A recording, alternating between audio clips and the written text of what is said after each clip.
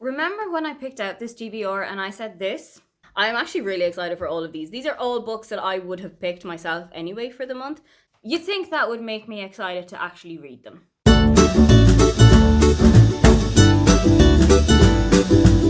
Hi, welcome, come on in. My name is Aoife and today I am wrapping up all of the books from my physical TBR that I read in April, and I'm going to pick out the books that I'm going to read in May.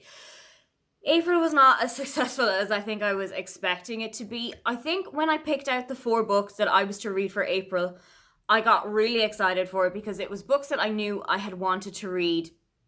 It was books that could have easily come out for my March TBR but didn't. April overall was a bit of a weird month for me. I had a kind of a reading slump halfway through where just nothing was catching me. So let's take a look at how this went. The first book from the video that I read in April was Unfiltered by Sophie White, and this is the second book in the series. The first book was Filter This. To be honest, I think I should have gone back and read the first book before I even went into this one, because there's quite a few things that you definitely need to have remembered from the first book before you go and read this one. I had read it, but I hadn't read it in quite a while. I had read it in maybe June or July 2019 when it came out in the September.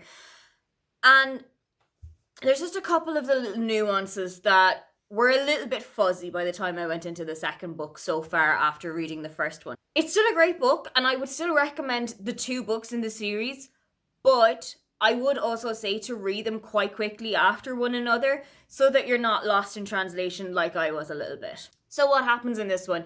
In this one, we're again following Ali and Shelley. Ali is still trying to be an Instagram influencer, and Shelley is already quite established as an Instagram influencer, as a mummy blogger. But things are kind of falling apart in her private life. Her marriage is falling to pieces. Her child is not really as cooperative with vlogging and all that as she wishes that she was. And also Shelley is just after finding out that she's pregnant. So now she's suffering with all of the hormones and the tiredness and all of that pregnancy brings along too. Ali is also pregnant, as we found out at the end of the last book, and is now trying to kind of come to terms with that when she had been faking a pregnancy throughout the first book for the whole time. There's another interesting aspect to this book in that Shelley has a stalker throughout the book who sends her kind of vicious DMs, emails, kind of, I'm watching you, I know where you are at this moment, I know how to get to the things that make you worry the most. That was done really well, and it was actually quite terrifying to read them, just even as somebody who does have an Instagram account, doesn't have even close to as many followers as Shelley would have had, but it's still really terrifying to think, if I go outside the front door, somebody's watching my every move. Whatever I'm doing in my home, somebody knows that I'm here and they're watching. I had got some theories as to who the person was, and I was still a little bit blindsided when we actually find out who's behind the messages, because it's somebody I just never had anticipated or expected. They didn't even come up in my radar at all. Throughout this book, there's also the promise of the Wind Festival, which, as you can imagine from the name, is a bit of a piss take on the Fire Festival that kind of caught fire in July of 2019, I think it was. Watching that kind of develop and then the aftermath of it was also really interesting to read. And that kind of comparison between when I knew what it was like on the real Fire Festival and watching it being played out in fictional form was also really, really entertaining and so interesting to read. Overall, I really enjoyed this. As I said, I would definitely have gone back and read the first one again so that I was kind of fresh on who the characters were, what was happening in this instance, why is this important to this person. But I would definitely recommend both of them to you. The second book from my physical TBR that I read in April was The Year That Changed Everything by Kathy Kelly. I liked this, but I don't think I loved it as much as I was expecting it to. I think the reason that I anticipated it so much and the reason that I was so excited to read it was that Kathy Kelly is one of my mom's favourite authors and that she enjoys reading her books quite a lot. And I thought that kind of connection would make it a bit more entertaining for me. But there were a couple of things that I felt fell a little bit. In this book, we're following 3 different characters. You're following Ginger, who is celebrating her 30th birthday, Sam, who's celebrating her 40th birthday, and Callie, who's celebrating her 50th birthday, all on the same day, but they don't know each other. Their lives do intertwine at the end of the book, and I really liked how that was done. But also I think that it was a really strong way to have them separated by the start of the book. Ginger is celebrating her birthday at her best friend's wedding and overhears her friend talking about her in a really negative and derogatory way. Ginger has also been quite heavy for most of her life, and she's suffering from body positivity issues because of that. So goes on a kind of discovery journey where she learns to love herself as she looks, goes to gyms, goes out to kind of improve her body image and feel more upbeat about herself. Sam is turning 40 and is a mother for the first time, but she's had a difficult journey come to motherhood towards now. She's had a couple of miscarriages, she's had IVF that didn't work out, but this is a natural pregnancy and it's come to full term, and the baby is born on her birthday. And you can see that there are instances of postnatal depression coming in, and Sam is definitely suffering under this. I felt like that was done really well. The whole storyline of postnatal depression and how it was dealt with was done really well. Then there's Callie, who's turning 50 at the start of this book, and there's a huge party at her house, but cops come to the house to arrest her husband on suspicion of fraud. One big issue that I have with a lot of books like this, it's such a small thing, but it really does annoy me, is when they say mum instead of ma'am, because it really takes me out of the setting of the story, especially if it's supposed to be set in Ireland. It's not part of the vernacular of Irish people, and it's not something that we would genuinely say a lot. I know a lot of people who would call their mother ma'am or ma, but I think mum is a very kind of UK thing to say, and mom is very Americanized. So I always feel if you're going to set your book in Ireland and you're going to have Irish readers, Irish characters, Irish settings, you should definitely make some kind of an effort to use the Irish vernacular. Even if it feels alien to you, it's not something that's going to be alien to us. Of the three main characters, I think Ginger was the one that I enjoyed the most. I really liked her story. I wanted it to be more of a kind of, this is who I am, this is the body that I inhabit, and I love it and you should love it too. But it felt much more of a, I need to change myself to fit into society, which is something that does happen, and a lot of people are put under that sort of pressure, especially people who are around Ginger's age, and I know that because I'm around Ginger's age and I feel that pressure too. I would have loved if this was more of a body positivity message. I would have loved if this was a, I don't care how you think about me, I love me no matter how I look. As for Callie, I felt like she was quite naive when it came to the whole storyline that she was going through. And I didn't love that whole aspect to her personality, where I know that it can be quite difficult to understand that your partner is doing these horrific things that you could never imagine them doing. But it felt like she just wasn't willing to confront it or accept it or even think about it for quite a lot of the book, that she just felt like he was going to instantly come back and that everything was going to be fine when he did come back, when he had actually fled the country and he wasn't even considering to cooperate with the guards. One thing though that Kathy Kelly does really well is ensemble casts with big, huge amount of characters, and I felt like that aspect of it was done really well. You always knew who was the dominant character here. You always knew who was the narrative here, because at the start of the chapter, it actually tells you who is going to be the focus. As you can see here, it actually tells you who's going to be the focus of the chapter each time. And that's something that, when it's laid out like that, I think a multi-narrative book can be done so well, and it was done really well here. The next book from my physical TBR that I read in April is one that I don't have with me at the moment, and it was A Keeper by Graham Norton. I went into that with absolutely zero expectations, and I think that absolutely saved the day for me. This one is about Elizabeth, who comes back to Ireland after the death of her mother to clear out the house, to get her affairs in order, and then head back to the US and continue living her life. While she's in her mother's house and clearing everything out, she discovers a bunch of notes that have been sent by the man that she believes is her father. These notes detail a courtship that her parents had about 40 years ago, when her mother was living in Kilkenny and her father was living in Cork, and her mother came down to Cork to visit him quite often. And then it was discovered that the letters stopped for a while. Then word came back that Patricia, Elizabeth's mother, had gotten married to her father. And then, out of the blue, she just reappears in Buncara with absolutely no explanation and a baby in tow. As I said, I went into this with absolutely no expectations whatsoever. I had read one of Graham Norton's books before. I think it was called Holding, and it was the first book they had written. I didn't enjoy that one very much. I think I gave it about 3 stars. So I was a little bit skeptical going into this one, but I was absolutely blown away. I read the majority of it on a live sprint with Karis and Anna, 2 of my friends from BookTube. I think I surprised not just them, but also myself as to how much of the book I was going through in these 30-minute sprints, because I was just so hooked on the idea of it, and I was so into what was going to happen next. It felt like there was always something more to discover at the end of each chapter. Each chapter ended on a kind of a mini cliffhanger, and I really enjoy that when it's done well, because it always inspires you to read on a bit more and to find out, okay, what's going to happen with this one? How do we put these knots together to make the whole story come together? I loved this one so much more than I was expecting to, and I will absolutely be looking out for Graham Norton's other book. I think it's called Home Stretch, and I've heard some really great things about it. I would absolutely recommend this one to you if you like historical fiction, if you like kind of mystery thrillers where you need to kind of piece together everything that's happened throughout the book, family drama. This book has so much in it that I absolutely know you're going to love. So that's 3 books read. Kind of 3.5. Are we saying 3.5? I am this far into You Have a Match by Emma Lord.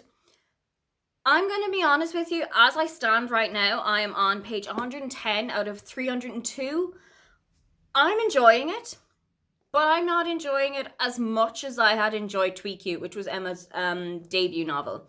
This book is about Abby, who does a 23andMe test with her friends, who are kind of all pooling in their money together to get it all done so that they can get a discount on the tests, basically. After Abby does these tests, she finds out that she has a full-blooded sister that she has never heard anything about, her parents haven't told her anything about, who is about a 1.5 years older than Abby is. The 2 of them decide to go to a summer camp together to get to know each other a little bit more, spend a little bit more time together, and figure out why Abby's parents and Savannah's parents had told neither of them anything about this, why it was never made known that Savannah had been adopted out, and figure out what's going to happen after this. It's an interesting book and it's a really interesting concept, but I feel like there have been instances in this book where I don't feel like there's anything happening that's going to drive the plot on further.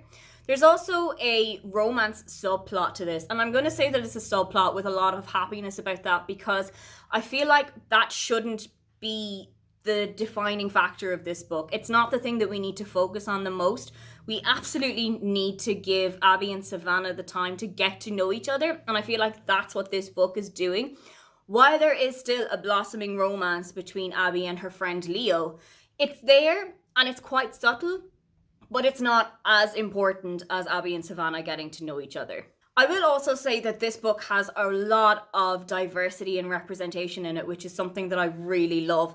There's Eastern Asian representation in this, not only in that Abby's best friend Leo was adopted from Korea, but also one of Savannah's good friends, Mickey, is Filipina. And you also have quite a lot of LGBT representation in this, in that Savannah and her friend Mickey are both queer. That's something that I really like about this book, and it doesn't feel shoehorned in at all. It feels genuinely done with a lot of things that can add to the storyline. I'm enjoying this book, and I'm hopefully going to have it finished by the end of the day, and that will hopefully be another door that I can open on the calendar. Number 12 is here. A mini country. So we're halfway to going on a little book buying spree. We've got 13 is a mini bueno. And we've got 14, which is a Kinder Mini. So 14 doors are open. That means 10 more to go. And then after that, when we've opened all 24 doors, I get to go on a book buying spree. So let's figure out what the books that I need to read are in May so that I can open another 4 doors of this. So I'm going to pick all 4. I think I actually have got 4 out. No, I've got more than 4. 1, 2, 3, 4. I've got all 4 right here. I'm going to pick all 4 out, and then Tolman is going to come off camera. He's going to read the first line of every one of the books and help me figure out what order I'm going to read them in. So the first book is going to be The Hate You Give by Angie Thomas. The Hate You Give by Angie Thomas is going to be a reread for me. I read this in 2017 when it first came out, and I fell utterly and completely in love with it. I was hoping to read this one again before I would read not just Concrete Rose, which is the prequel to this book, but also before I would read On the Come Up, which is not connected at all, but I wanted to have a kind of a refresh as to how Angie Thomas's writing goes before I got into the other world. I am very excited to get back into this one. I absolutely loved it, and I know I'm going to love it even more the second time.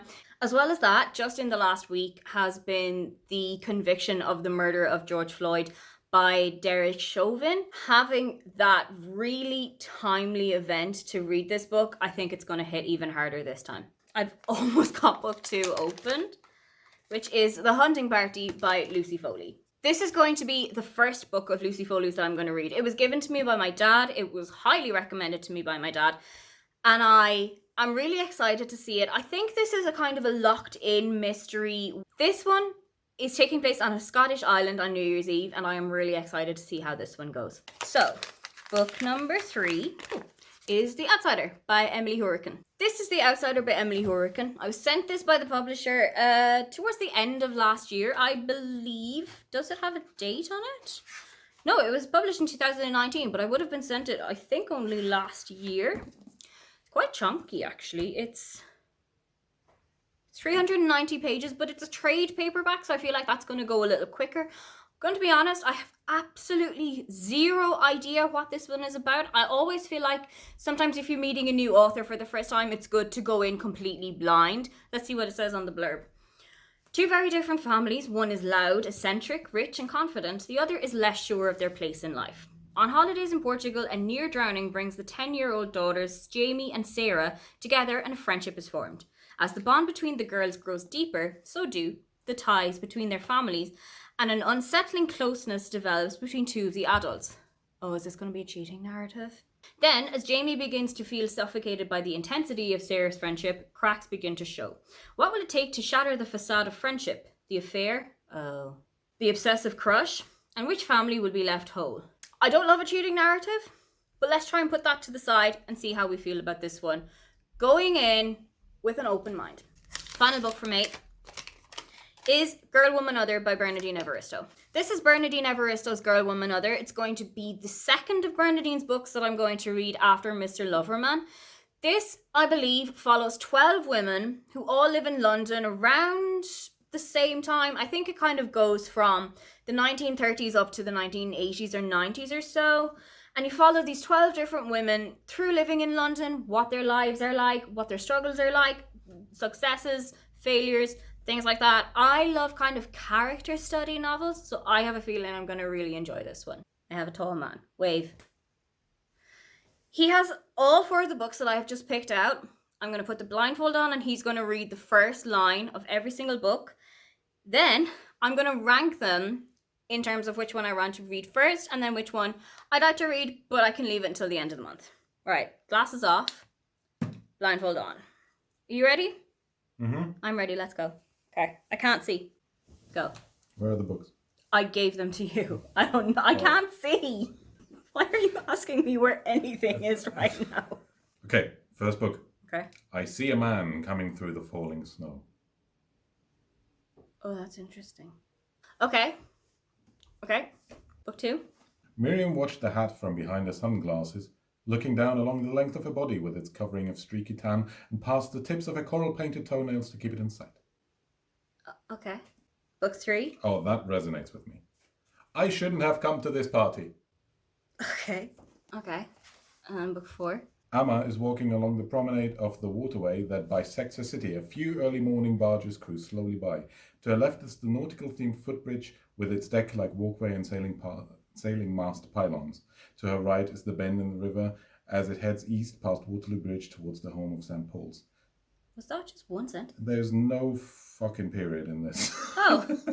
Okay. That snow one. The first one that I said? Yeah. Mm-hmm. That sounds quite interesting. Let me double check that it's this.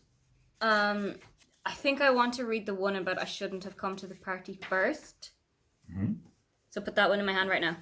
Is my hand in the frame? Yeah. Thank you. Okay, so put that one in the hand first. Mm-hmm. Then I would like to read The Snow. Okay. And then I would like to read about the Amma Park Deep St. Paul's thing, I think. And then the last one after that. Okay, this is getting quite heavy. Okay, so the order, I'm going to be blinded when I take this off, aren't I? The order that I'm going to read these in, trying to put glasses on with one hand is always difficult. I haven't looked yet. Can you hold those? Thank you. Okay, so the order I'm going to read them in is... Oh, interesting. Okay, so the Hate U Give first, then the Hunting Party, then Girl, Woman, Other, and then The Outsider. Let's see how I feel about them by the end of the month. Don't forget to like and subscribe because I have new videos up every week. Now, get on out of here. You're not in fear. That's better.